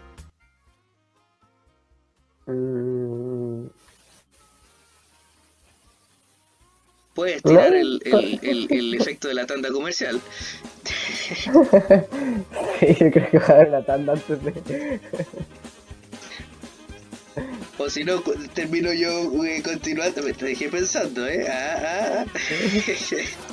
No, pero por ejemplo, lo último que él señala son las transgresiones lingüísticas que suceden en este ámbito, se puede decir, espacial y temporal. Transgresión lingüística que se refiere a los momentos en donde nos encontramos con los otros.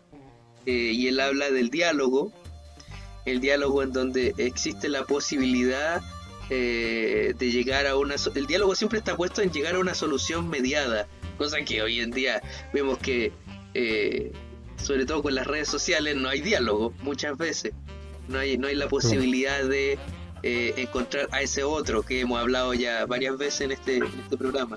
La conversación que no busca necesariamente llegar a una solución, pero siempre es el encuentro o la reafirmación de extender lo propio al otro y viceversa, constantemente, cosa que la pandemia, la soledad que establece esto, pensemos en la gente mayor que vive sola, no pueden establecer con los otros algo que les nace de sí en la conversación.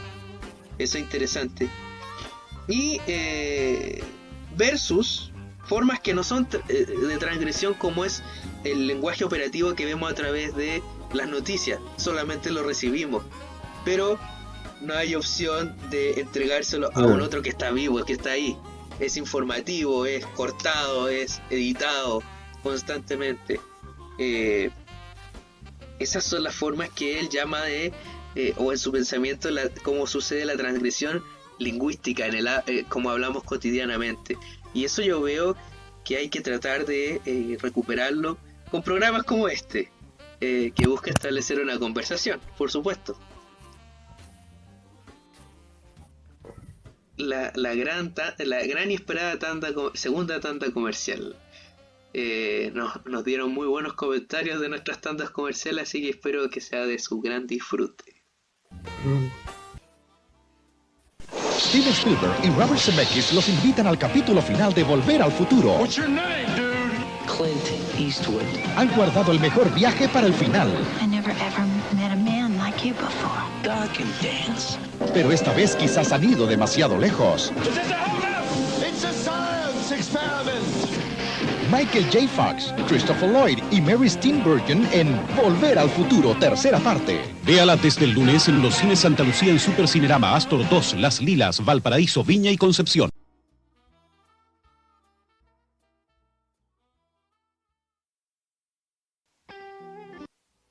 Volvemos después de esta última tanda comercial del recuerdo a la última sección de este día. Penúltima. La última, Oh. ven. Ya, La tenéis última. partido. El partido de fútbol, sí, obvio. Estamos apresurados en este momento, está jugando Santiago Wanderers, no sabemos cómo va. No, pero es la última sección, ¿no? Terminamos la editorial y viene la última sección. ¿Sí? Ya viajamos al pasado. Ya, Dejamos venimos el de vuelta. pasado, volvimos al presente, Tutu Bane, se terminó la pandemia, todo. No, mentira, es el futuro. No, pero sí. Y llegamos a esta última sección, que se divide ya conocidamente en 2 o 3 partes. La primera parte es una recomendación de libros y la segunda parte vendría siendo citas inspiradoras y la tercera parte se la daremos de sorpresa al último momento. Recomendación. Apellido. La mía, ¿o no? Sí. Sí, pues, sí, Ya. apellido. Giannini, Nombre del autor. Humberto, Título del libro. la reflexión cotidiana hacia una arqueología de la experiencia. Ciudad. Santiago de Chile. Editorial. Ediciones Universidad Diego Portales. Año. Agosto del 2017. Y reseña. Ahí aparte en tu... Bueno, como le había hablado, obviamente, mi pensamiento que había presentado en la sección anterior de Humberto Giannini surge a partir de su libro, que yo creo que es como su libro fundamental para comprenderlo, todo lo que escribió hacia atrás y todo lo que escribió hacia adelante. Gracias a Dios que con los filósofos podemos hablar de atrás y para adelante, por supuesto. ¿Está vivo? No, está muertito. Murió de viejito. Se fue. No de COVID. No, murió hace varios años. Si mal no recuerdo, murió debe haber sido el año 2014. Si nos equivocamos, rétenos en las redes sociales. Es un libro que está escrito, yo considero parte un poco complejo, pero después se vuelve bastante ameno porque toca distintas situaciones bastante cotidianas. Aquí tenemos presente muchas citas de este otro filósofo que ya había mencionado de la hospitalidad, que es Lévinas. Él basa su pensamiento en Lévinas, en esta idea de la hospitalidad, de encontrar lo otro. Es un libro que tiene distintas secciones. La sección donde trabaja la topografía, la sección donde trabaja la cronología, la sección donde trabaja las transgresiones del lenguaje, las secciones en donde él considera que, como se podría decir, las degradaciones de estos espacios como ideales, que son la calle, que son la plaza, que son los espacios de la conversación, y un diálogo también ético-moral hacia el final del texto. También hace un comentario del Fedo de Platón, y eso les puedo decir. Es una invitación a que lo lean, lo reciban. Un texto que originalmente se escribió en la década de los 80, si mal no recuerdo, 1983, por editoriales universitarias. Esa fue la primera, debe haber sido la primera edición, y es se puede decir un Humberto Giannini ya bastante reposado, maduro frente a sus reflexiones anteriores. Eso, léanlo, cómprenlo, bájenlo de internet, piratéenlo, como ustedes quieran.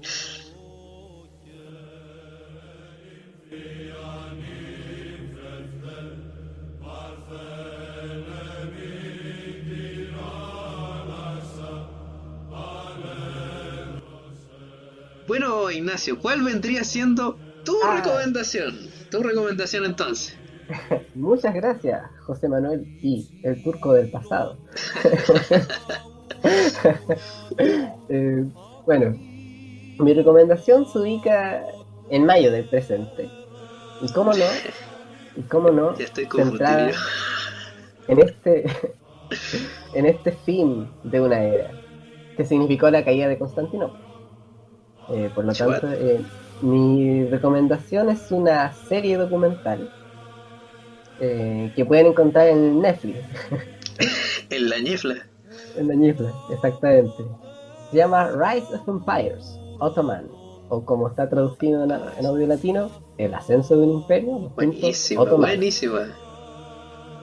Yo creo que los que estudiamos historia, y particularmente los que nos tocó estudiar un poquito más en detalle Bizancio, este tema nos llega. O sea, bueno, primero que todo porque ya, o sea, partiendo de la serie, tú ya conoces ese desenlace ineludible, que Ineludible, es, sí.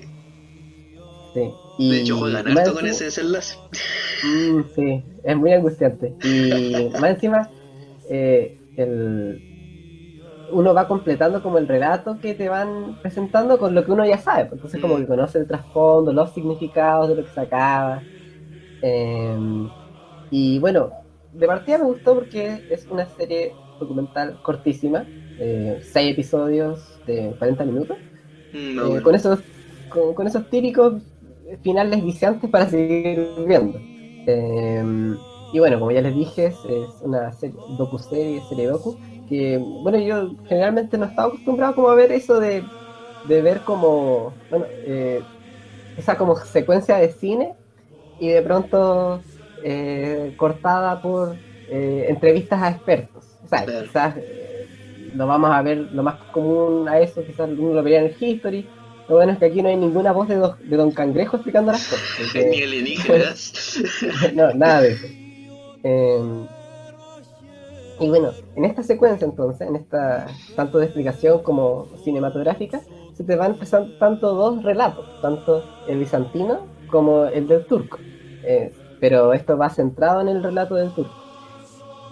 Y más allá de la acción y la buena representación escénica que pueda haber, en la que pone su foco en esos casi 2 meses que duró el sitio a Constantinopla, algo que me gustó muchísimo es que entre líneas, no sé si te generó a ti la misma como reflexión o sensación o cuestionamiento, pero te plantea, eh, te plantea los factores psicológicos o experiencias personales que No. pueden desencadenar en eventos tan grandes como la conquista de Constantinopla.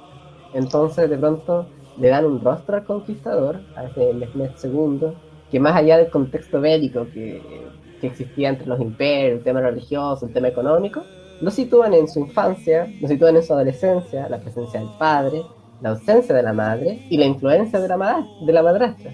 Entonces, eh, uno podría decir, bueno, esto básicamente lo hizo porque caía en una serie de expectativas sobre él, y como su tal joven de 20 años, era un ser obstinado, y queda muy reflejada como esa personalidad que cuando estudiamos historia a veces se nos olvida de los individuos. Sí, Eh, sí, se nota, y sí, sobre todo cuando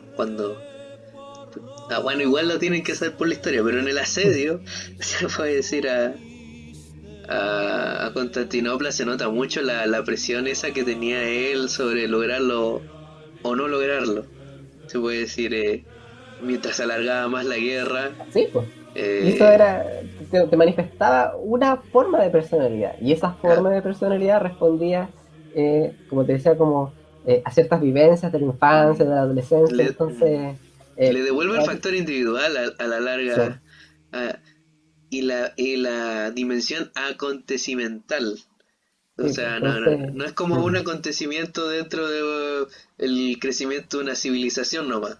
Es, claro, entonces no es es como un como, gran acontecimiento porque sí, hizo pues, parte de esa civilización. claro, Al no es algo que contrario. uno como pueda como graficar así como, lógico, pues, decadencia de Bizancio, crecimiento del Imperio Otomano, y 1 más 1, 2, y ya, y por eso lo dominó. A veces, si vemos las cosas a una escala macro, nos olvidamos esas pequeñas cositas que los individuos le dan en la escala micro de las acciones. Totalmente, sí. Sí. Y bueno, obviamente no voy a dejar de mencionar que esta serie Dorku no deja de hacer guiños al sultán. No sé si te diste cuenta que uno de los protagonistas es Sumbul. Uno de los actores. Sí, es Sumbul, sí, me acuerdo, sí. Sí. Así que después de ver esta, vea el sultán. Al Sí. tiro. Bueno, esto es lo que corresponde a mi recomendación del día de hoy. Muy bien. Y antes de finalizar, queremos entre recordar y anunciar que tenemos concurso. Hemos hecho... sí, que ya mencionó el José en el episodio anterior, que quisiéramos saber... sabes que estamos en un concurso, vamos a premiar con un libro, quizás no tan sorpresa para el público historiográfico. Di que es misterioso. Pero misterioso a final de cuentas, Sí. en donde vamos a premiar el relato más original Original, que quede Original. subrayado eso, original. del por qué creen que el podcast se llama como se llama. Y de hecho, ni siquiera lo hemos mencionado en este episodio. Por ahí vamos. Seguramente metimos una voz con el nombre del título. Seguramente. Vamos a tener jingle. Quizá tengamos chica. si Así YouTube que lo permite. busquen en nuestras redes sociales, ahí sabrán los detalles necesarios para concursar. Y bueno, idealmente quisiéramos tener estos comentarios vía audio para que también pueda participar quizás de los próximos episodios. Lo recordamos así en este orden. No olvide poner me gusta a la página de La Gran Matanza de Michis en Instagram. No olvide Facebook. poner Facebook, Instagram, justamente. No olvide poner me gusta. No olvide compartir la publicación del concurso que está puesta en nuestra página. Y envíe su respuesta, ojalá vía audio, para salir, aquí viene la sorpresa, para salir en alguno de nuestros capítulos. Pero recuerden, la originalidad, no lo olviden. Así que esas tres cositas les pedimos nomás. Sí, ya hemos tenido algunos participantes, pero Grandes candidatos, candidates. llegando a los 100 likes. Llegando a Vamos los a 100 arreglar. likes. Sí, no es que estemos presionando para llegar a los 100 likes, pero No. ahí recién. Antes no. Cuando empiezan a monetizar. Justamente. Bueno, y en lo último ya de nuestro querido llamado programa, quisiéramos reponer, al igual que la vez pasada, el último espacio de alguna cita inspiradora, ¿no es cierto, querido compañero Durko? Así es. Así es. Entonces, justamente, yo quería partir, ¿verdad? Después le tocará a Ignacio Turco Ignacio Incógnito. Es como la identidad del zorro, así. Ya, ok. Vamos a ponerle pito a esa parte. Ya, quiero leerles una cita de un libro. No es exactamente el Mediterráneo y bla bla bla y Felipe, sino que es un libro de los años 80 y también se llama El Mediterráneo, pero que escribe con otros historiadores, que su bajada es El espacio y la historia. Interesante, El espacio y la historia, de Fernand Braudel, en donde en el prólogo nos señala lo siguiente.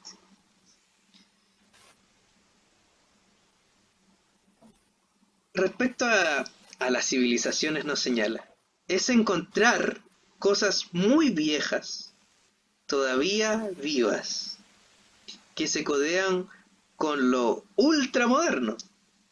Al lado de Venecia, falsamente inmóvil, la densa aglomeración industrial del Mestre, junto a la barca del pescador, que sigue siendo la de Ulises, el bow devastador de los fondos marinos, o los enormes petroleros. Es sumergirse a la vez en el arcaísmo, en los mundos insulares, y asombrarse ante la extremada juventud de ciudades muy viejas, abiertas a todos los vientos de la cultura y de la ganancia económica, y que desde hace siglos vigilan y se comen el mar, respecto a la civilización y al Mediterráneo. Interesante, es como un poquito lo que tratamos de hablar hoy día. Excelente. Por mi parte, yo voy a hacer uso de la facultad de convocar a el turco del futuro, quien enviará su frase vía audio dentro de los próximos días. Quedará justo a continuación. 2 puntos. Hola, José Manuel Paleólogos y el turco del pasado. Aquí les vengo con mi cita de cierre. Bueno, es una cita larga, la verdad, de esas que uno debe darle su propio párrafo y además ponerle entre medio paréntesis, punto suspensivo, más paréntesis. Viene de un artículo llamado La deriva, una técnica de investigación psicosocial acorde a la ciudad contemporánea. Pueden encontrarlo en PDF. Me costó resumir la cita porque viene de esos pocos artículos en que está literariamente bien escrito. Algo inusual por lo técnico y sintético del lenguaje que te exige el paper. Entonces, en todas las páginas salían buenas frases que se repetía la misma idea. Así que con lo que seleccioné se debería entender la idea general, que se trata de una herramienta de investigación, pero que a la vez hace una invitación, o así lo siento, es sobre las derivas. No sé si alguna vez, para los que escuchan, han intentado caminar por la ciudad simulando ser ajenos a ella, así como un extranjero, como si la conocieran por primera vez y trataran de observarla, disfrutando de descubrirla, o incluso jugando a perderse. Bueno, si lo han hecho, eso es en parte deriva. Y a los que no, apenas se descuarentenicen, háganlo. Bueno, ahora les leo. El caminar observando o el observar caminando se convierte en la ejecución de la tarea de investigar y compone, mediante dicha ejecución, un producto etnográfico capaz de no dejarse guiar por las ideas preconcebidas ni conjeturas previas. El investigador, al iniciar la deriva, solo tiene claro su objetivo de investigación, pero azarosamente se deja llevar por el espacio urbano para recopilar la información que cree necesaria para su objeto de estudio. La deriva, como técnica, supone la renuncia a una mirada totalizadora y genérica sobre el espacio urbano, para detenerse en la importancia que las prácticas sociales efímeras, invisibles e insignificantes puedan tener para la comprensión de este espacio. La investigación mediante las derivas, en lugar de mostrarnos la realidad del mundo, nos permite entrar en un entramado de conexiones y experiencias que transforman nuestra posición de investigación y, en este sentido, producen conocimiento. La deriva tiene varios puntos de conexión con la observación participante. Ahora bien, hay que aclarar que la deriva, en cierto sentido, el investigador es el informante clave, cuando se traslada o pasea por su campo de estudio. Quizá en la deriva destaca precisamente la idea de tránsito. En este sentido, se trata de observar el quehacer urbano al mismo tiempo que se transita por él, a modo de detective o de... Sé que la cita expresa el lado más técnico que lo poético respecto a lo que se puede decir sobre las derivas, pero quería que se entendiera bien la definición adoptada por los autores, y ojalá que alguien que se encuentre investigando por ahí también le haga sentido y lo ocupe. Creo que confluye muy bien con lo conversado a lo largo de este capítulo, con la idea de espacio, lo urbano, por así decirlo también el goce en el presente de ser conscientes, el habitar la ciudad, en- por supuesto cuando no estamos obligados a estar encerrados. Y ojo que la deriva como práctica individual no tiene nada que ver con la investigación social ni de metodologías, por así decirlo. Es mucho más amigable y de ahí seguramente se podría abrir un tema que podría dar para seguir hablando en otra ocasión.